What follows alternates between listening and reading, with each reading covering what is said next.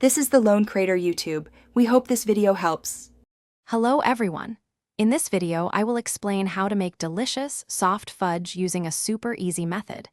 This recipe is perfect for anyone, even if you are new to baking. You will only need a few simple ingredients, like sweetened condensed milk and your favorite chocolate chips. We will also prepare a 9 by 9-inch baking pan, lining it with parchment paper to make removal a breeze.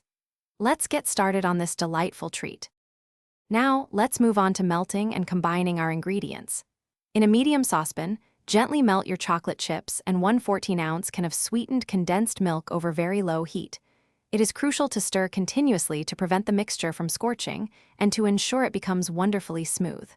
For an extra touch, add a small pinch of salt. This really helps to enhance the rich chocolate flavor. Keep stirring until everything is perfectly blended. Once your fudge mixture is perfectly smooth, it is time for pouring and chilling. Carefully pour the warm, luscious fudge evenly into your prepared 9 by 9-inch baking pan. Use a spatula to gently smooth the top, creating a nice, even surface for your finished product. This step helps ensure every piece is uniform.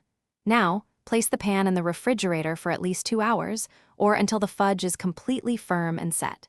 Patience is key here. Finally, it is time to cut and enjoy your homemade soft fudge.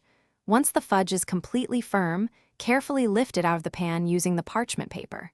Place it on a cutting board and, with a sharp knife, cut it into delightful 1-inch squares.